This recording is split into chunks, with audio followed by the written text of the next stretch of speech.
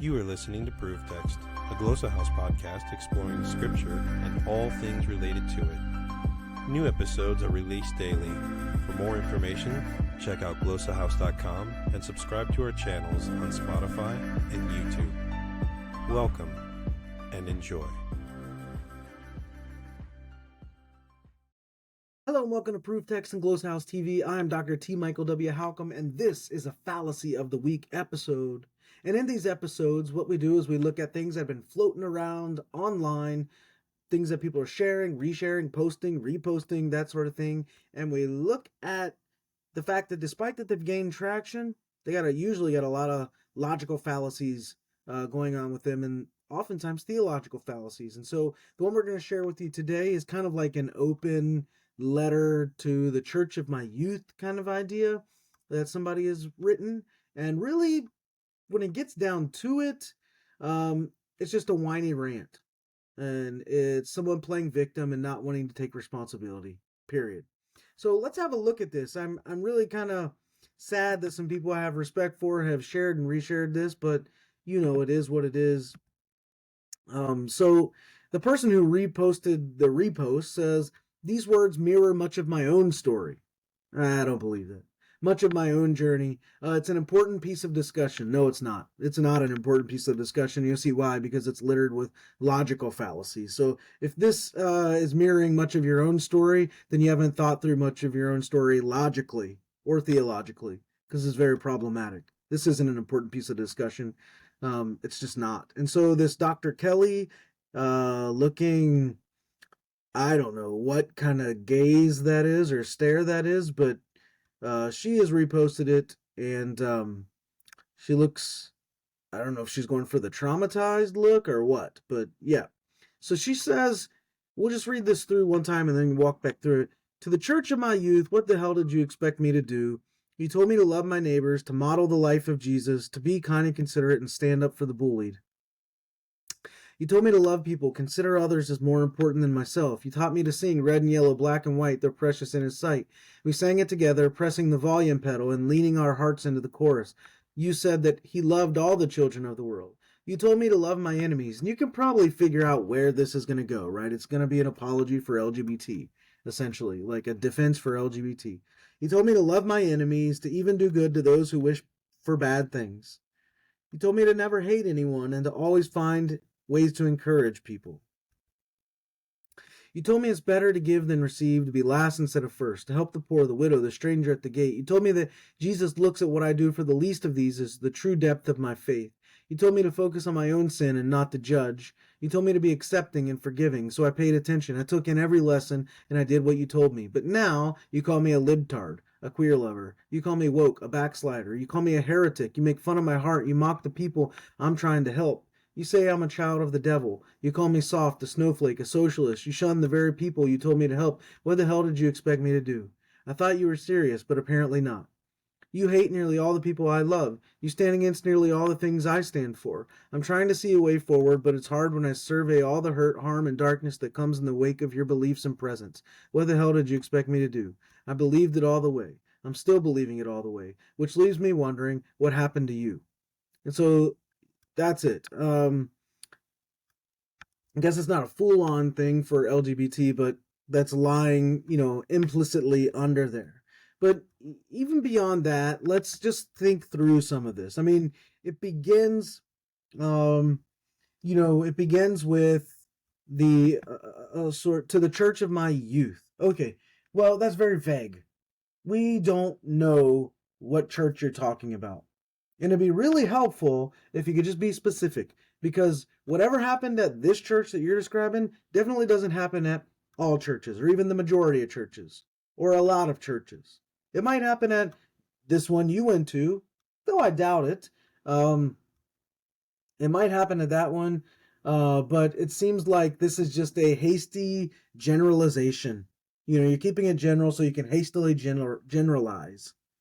Right? Whatever happened at your one little church, which I doubt that it did, you're now just generalizing across the board. So much that somebody else reading this can say, this is an important piece of the discussion and mirrors my own experience.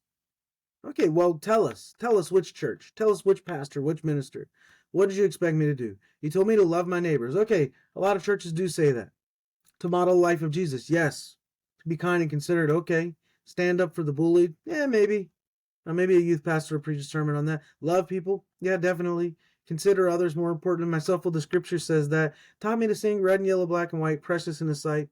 Okay, we sang it together, pressing the volume pedal and leaning our hearts into the chorus. You said he loved all children of the world. You told me to love my enemies, to do good to those who wish for bad things. You never told me to hate anyone and always find ways to encourage people. Okay, I can see, yeah, maybe those things. You told me it's better to give than receive, be last instead of first, help the poor, widow, and the stranger. Told me that Jesus looks at what I do for the least of these as the true depth of my faith. Okay, maybe. I've never heard that kind of thing. Said that way. You told me to focus on my own sin and not to judge. Yes and no.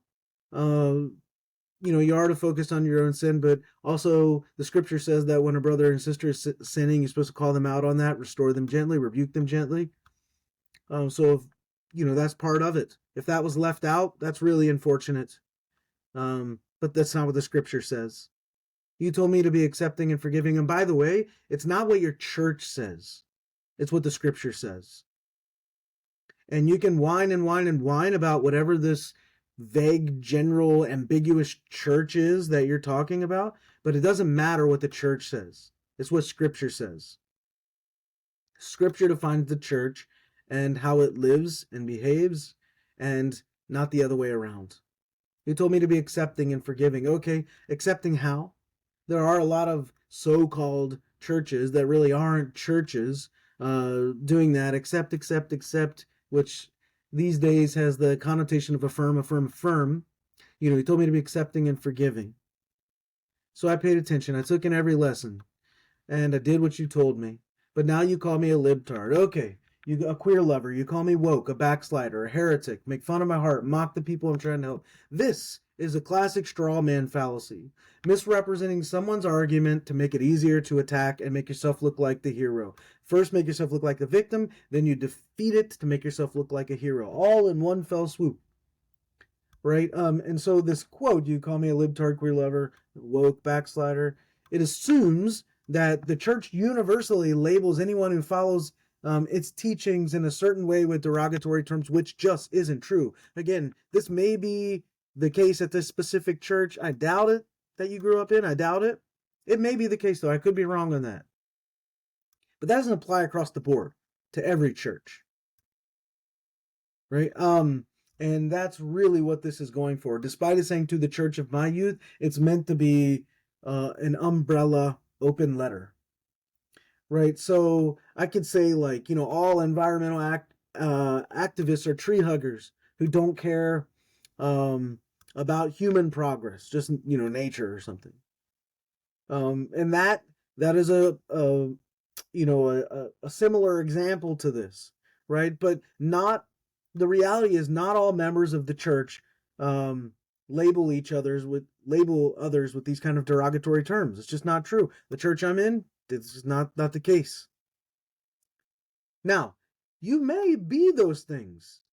So you actually may be those things, on the other hand, which is why you're called them. That could be the reality. Maybe you are woke. Maybe you are a libtard or a queer lover or whatever. You may be those things. And if you are, why whine about it? And if you aren't, why whine about it? If you are, then embrace it, right? And if you aren't, then why say anything? But this is a generalization that doesn't consider the diversity of options within the church as a whole, despite this being a sort of open letter. And it's an open letter to the whole because there's not a specific congregation named. What we also see later, right, is where we see a false dilemma, this black and white kind of thing, where it says, you hate, where's it at? You hate down below. You hate nearly all the people I love. You stand against nearly all the things I stand for. I'm trying to see a way forward, but it's hard when I survey all the hurt, harm, and darkness that comes in the wake of your beliefs and presence. So this quote is implying that one either supports the person who posted this, right, their views entirely, or opposes them entirely. Again, it's that you're with me or against me kind of like thing. And what this does is it sets it up where there's no room to have nuanced views of this or to deal with the complexities of these sorts of things. And therefore, you can't even find any common ground because it's black or white, this or that, right? And so many in the church might support like a progressive cause, but maintain a traditional belief, or many maintain a traditional belief and not support a progressive cause. But there's a whole spectrum there. There's a whole spectrum there, and this is a false dichotomy, a false dilemma fallacy. And again, I already mentioned before a hasty generalization. You shun the very people you told me to help. It assumes that all church people, church members, shun those they were taught to help, which is not true at all. Claiming, for example, you claim that all politicians are corrupt based on a few scandals, a few scandalous ones. The reality is many church communities, like the one I'm in, for example, actively help the poor, those in need, the oppressed. And, they live out and reflect those teachings. So you can't just generalize across the board about this. In fact, the church does like more humanitarian aid probably than anyone in the world. The church writ large, that is. And also throughout this whole thing, there's this appeal to emotion that's a fallacy. And that's not always a fallacy, but when it becomes manipulative, it is. You're manipulating an emotional response in place of a valid argument.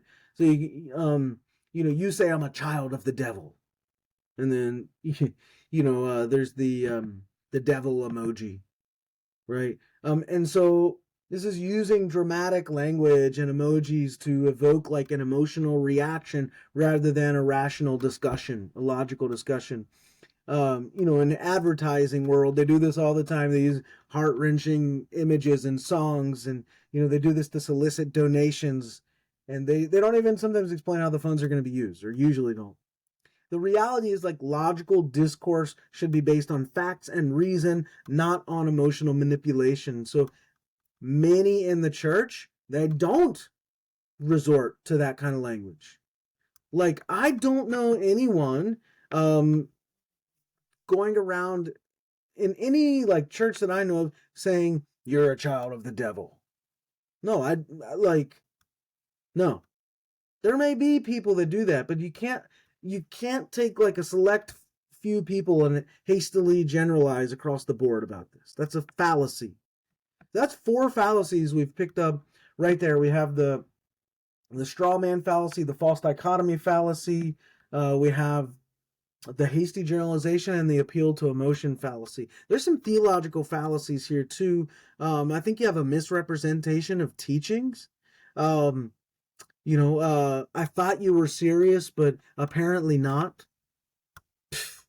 Right, suggesting that the church's teachings were insincere or are insincere, and that adherence to them automatically aligns with certain political ideologies. This is ridiculous.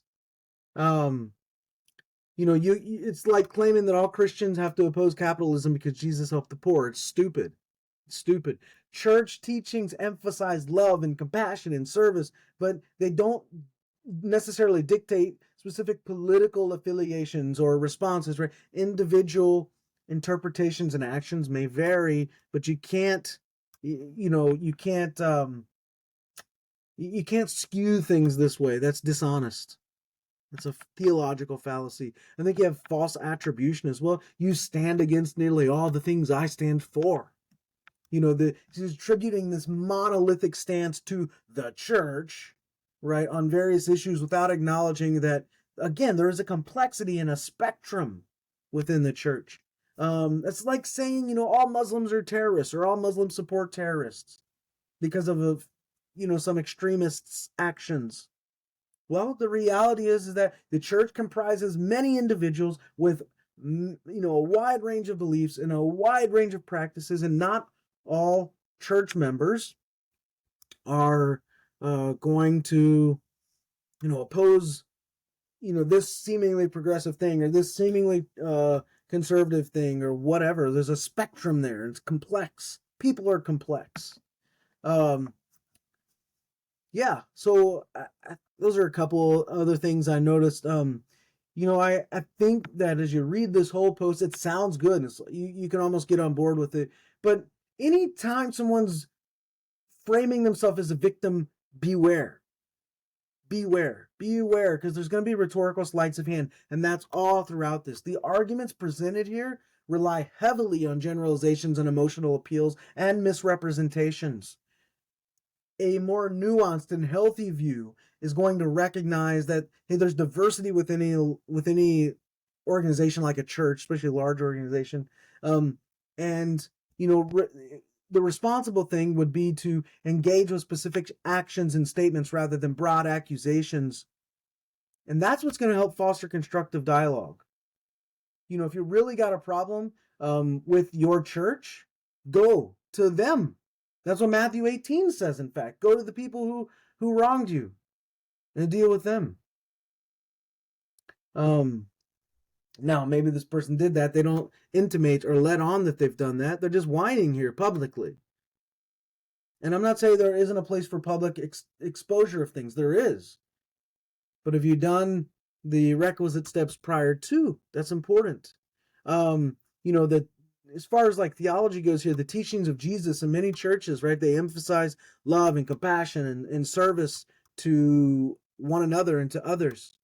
And yes, interpretations can vary, but the core principles will remain central in a true church, right? And so accusing the entire church writ large of hypocrisy based on the actions of some members is unfair, it's dishonest, and it willingly overlooks the positive contributions of many, many, many believers throughout church history and into the present.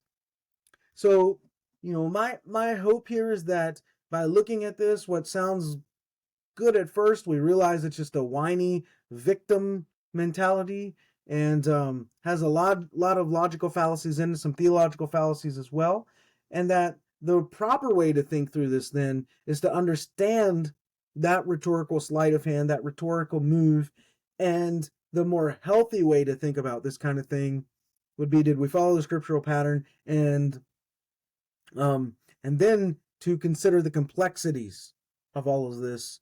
And I'm not using complexity to sort of wiggle out of anything. Things are complex. Humans are complex. Beliefs are complex. And that's not an excuse to wiggle out of things. It's saying we have to, it's pointing out rather that we got to do the hard work rather than just generalize. Right. So I think this kind of approach will encourage actually respectful and thoughtful dialogue rather than miscaricature and division and misunderstanding and so on and so forth. I don't think this is an important bit to the conversation. I think it's whiny and needs to be ignored. Yeah, that's my opinion on this, and those are some of the reasons why. All right, my friends, I want you to think critically. I'm going to stop there and say I hope that helps. Interested in growing your ancient language skills but not sure where to start? Glossa House can help. From illustrated readers and short stories to lexicons and grammars, Glossa House offers a variety of resources for beginning, intermediate, and experienced ancient language learners. Head to glossahouse.com today. Glossa House, language resources for the global community.